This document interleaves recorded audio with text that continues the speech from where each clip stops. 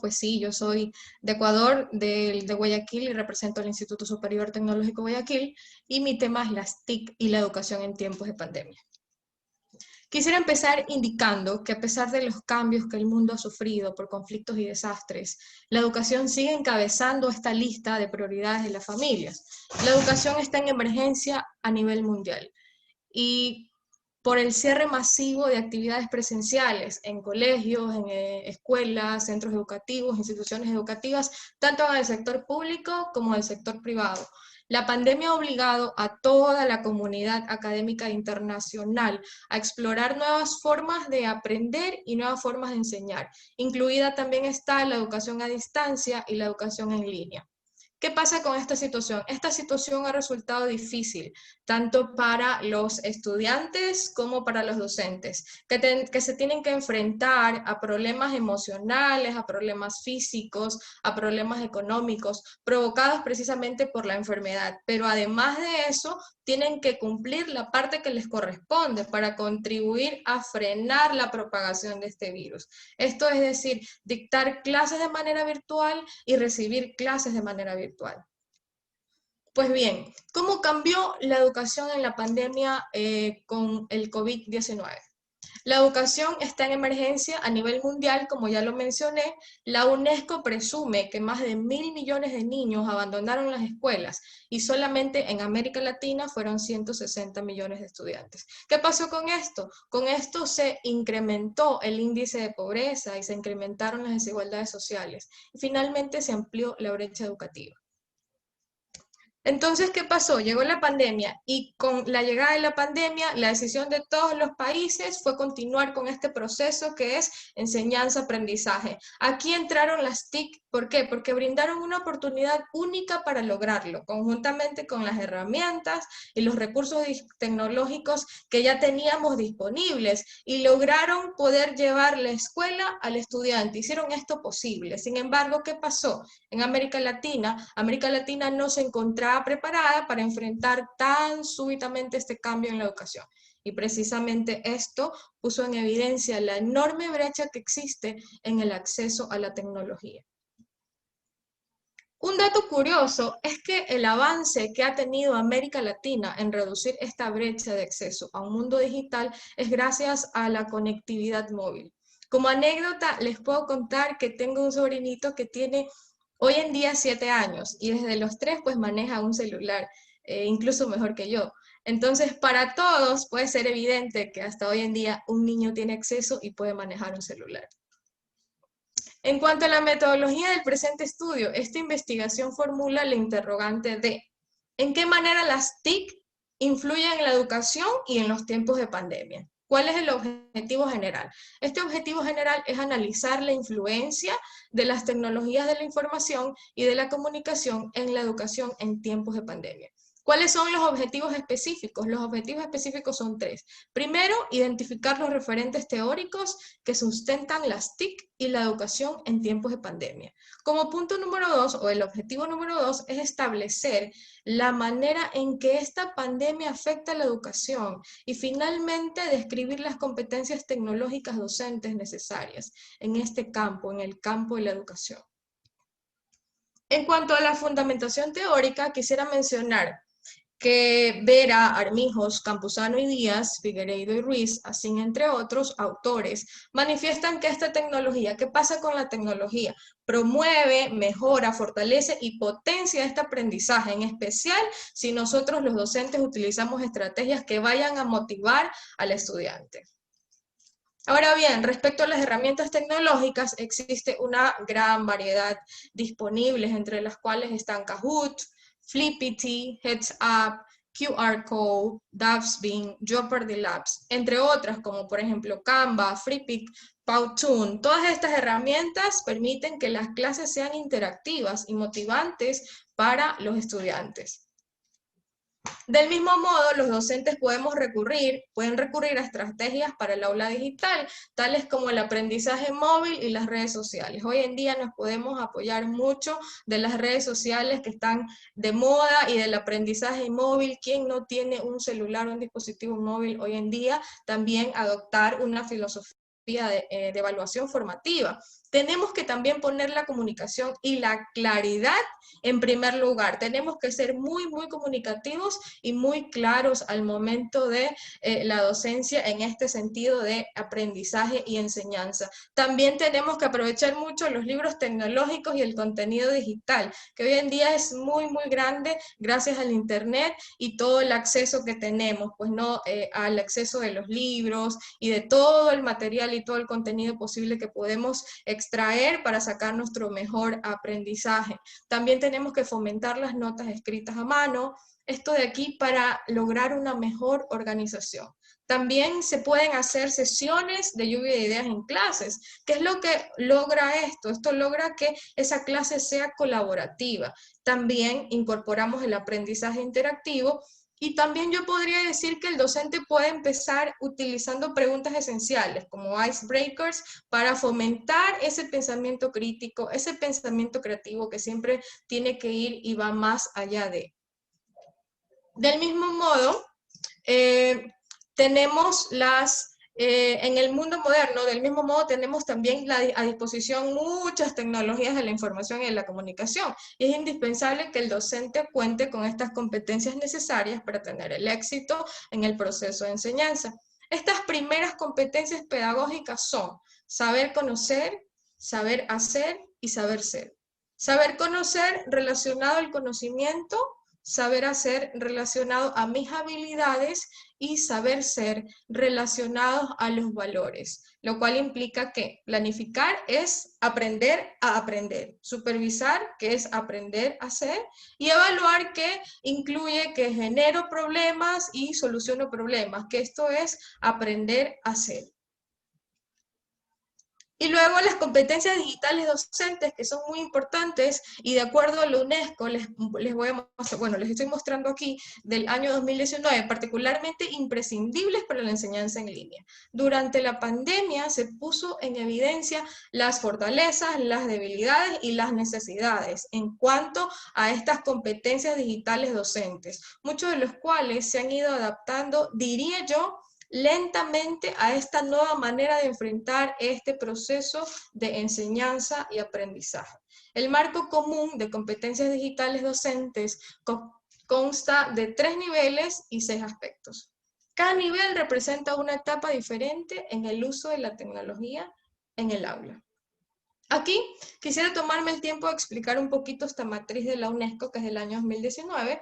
Aquí vemos que en primer nivel se refiere a la adquisición de conocimientos por parte del docente, y también tenemos los aspectos, que son 6. El primer aspecto es comprensión del papel de las TIC en la educación, currículum y evaluación, que vendría a ser el aspecto número 2, pedagogía, el aspecto número 3, aplicación de competencias digitales, aspecto número 4, organización y administración, que es el aspecto número 5, y finalmente el aspecto número 6, que es aprendizaje profesional docente. Entonces, venimos con los niveles. El primer nivel, todos los niveles se relacionan aquí en conocimientos. El primer nivel, adquisición de conocimientos. El segundo es profundización de conocimiento. Y el tercero es creación de conocimiento. ¿Qué va a pasar? Voy a enlazar el nivel número 1 con el aspecto número 1. ¿Y qué va a pasar? De acuerdo a esta matriz, yo tengo los conocimientos míos son solamente las políticas. ¿Qué va a pasar si en ese mismo nivel me voy al aspecto número 2, de acuerdo al currículum y evaluación? Esos conocimientos que yo tengo, que son míos, van a ser conocimientos básicos. ¿Qué va a pasar en el aspecto número 3? Esa enseñanza va a ser potenciada por las TIC.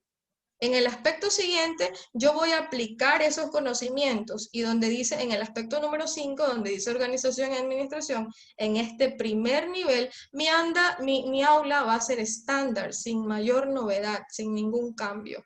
Y finalmente, en el aspecto número 6, en donde tenemos aprendizaje profesional docente, está la alfabetización digital. Es decir, voy a aprender de manera digital todos estos conocimientos, y si me voy al nivel número 2, voy a la profundización de conocimientos, en donde en el aspecto número 1 no solamente tengo los conocimientos, sino también aplico esas políticas.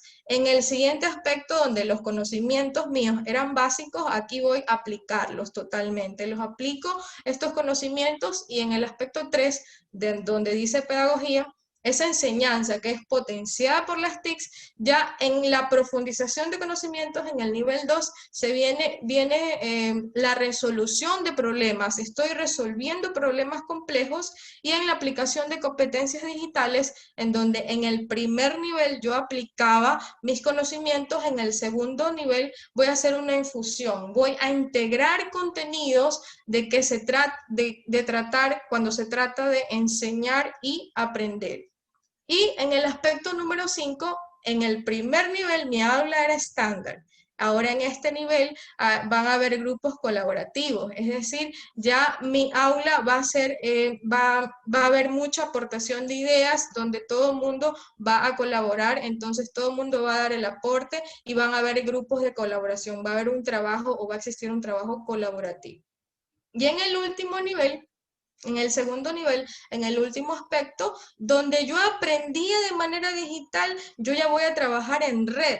Quiere decir que yo me voy a valer de las redes, incluso de las redes sociales, también de las plataformas digitales, para yo empezar a conectar con otras personas de manera que yo pueda extraer información y conocimiento. Y en el último nivel, donde dice creación de conocimientos, en el primer aspecto donde yo tenía mis conocimientos y donde yo los apliqué, hay esta palabra que está mucho de moda, que es la innovación. Yo no solamente tengo el conocimiento y lo aplico, sino que también empiezo a crear. Voy a ser innovador, voy a innovar. En el segundo aspecto, donde dice currículum y evaluación, aquí dice en el último nivel, competencias de la sociedad del conocimiento. Es decir, no solamente son mis conocimientos básicos, no solamente los aplico, sino que también soy competitivo ante la sociedad y su conocimiento. En el siguiente aspecto, donde dice pedagogía, y donde tenemos que esa enseñanza era potenciada por las TICs, y en el segundo nivel yo resolvía problemas complejos, en el último nivel voy a utilizar la palabra autonomía, voy a ser muy autónomo, esa va a ser la autogestión. En el siguiente aspecto, donde dice aplicación de competencias digitales, no solamente aplico mi conocimiento, no hago la infusión de conocimiento, sino que también transformo. Voy cambiando esos conocimientos, voy creando, voy transformando a medida que pasa mi experticia. En el siguiente aspecto, donde dice organización y administración, en el primer nivel mi aula fue estándar, en el segundo nivel habían grupos de colaboración. En este nivel van a haber en organizaciones de aprendizaje, van a haber entornos de trabajos abiertos al pensamiento creativo. Y finalmente, en el aprendizaje profesional docente, de acuerdo al primer nivel, yo aprendía de manera digital. En el segundo, yo trabajo en red, es decir, comparto mi trabajo y también me nutro del trabajo de los demás. En este último nivel, vuelve esta palabra que está muy de moda, que es innovar. Y este es el resultado, el producto de esta matriz, que es donde se pretende llegar. Este docente como innovador.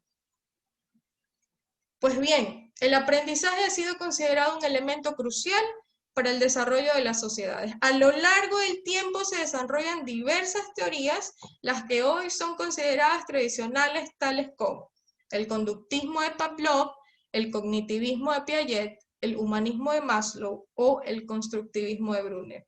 Pero ¿qué pasa? Que al enfrentar los cambios de la sociedad de la información, se replantea lo que nosotros creíamos saber al respecto. ¿Y por qué sucede esto? Esto sucede porque los principios y los procesos de aprendizajes deben reflejar la realidad social que rodea al ser humano. Pero ¿cuál es esa realidad social que rodea al ser humano? Se preguntarán. Que nosotros estamos inmersos en la tecnología y que la misma tecnología tiene un comportamiento muy dinámico, es decir, cambia, es muy cambiante. Este cambia todos los días, en todo momento y a toda hora. ¿Pero por qué? Porque en el mundo de hoy existe obsolescencia del conocimiento. ¿Pero qué es la obsolescencia del conocimiento? ¿Qué significa obsolescencia del conocimiento? Significa que las generaciones anteriores, a lo mejor las generaciones de nuestros padres o de nuestros abuelitos, podían medir en décadas esa vigencia de ese conocimiento adquirido. ¿Pero qué pasa hoy en día? Hoy en día hablamos tan solo de 1.5 años. Y luego, ¿cuál sería el resultado? Este conocimiento caduca. ¿Por qué sucede esto? Porque el impacto precisamente de la tecnología en nuestra sociedad es muy, muy, muy grande. Impacta incluso en la manera en que nuestro cerebro funciona. Esto quiere decir que el know-how y el know-what siguen siendo importantes. Como desde antes de la pandemia, sigue siendo muy, muy importante, pero ahora aparte del know-how y el know-what, nosotros vamos a tener que considerar el know-where, el saber dónde, el saber cómo y el saber qué. El conectivismo, entonces ante la necesidad de un nuevo enfoque, viene esta palabra también que aparece, el conectivismo, el cual se fundamenta en que la experiencia es importante, pero nosotros no lo podemos experimentar todo, mucho menos en este mundo de ahora, en este momento en donde el mundo es cambiante y este mundo es en el que vivimos. Por eso, adoptar teorías o las teorías tradicionales, como las ya mencionadas anteriormente, al mundo en que vivimos, solamente sería posible hasta cierto punto. Entonces vienen los principios del conectivismo. ¿Pero cuáles son estos principios? El primero es la toma de decisiones, que es igual al aprendizaje. El segundo, que es las fuentes, en donde nosotros vamos a encontrar fuentes humanas y no humanas. Es decir, no solamente podemos acudir a fuentes de personas, sino también de la tecnología. El otro principio es la clave, es tratar de encontrar conexiones y poder reconocer patrones. Y también aprender, que es el siguiente principio, es muy importante. No nos podemos estancar. Todos los días tenemos que aprender, continuamente, constantemente. Como siguiente principio tenemos conectar ideas y fuentes de información. Y el último es diversidad, diferentes opiniones. Esto quiere decir que mientras más leo, más averiguo. Y mientras más averiguo, más evalúo el conocimiento que recibo. Entonces el conectivismo nos habla de usar las experiencias de los demás para enriquecer nuestro aprendizaje.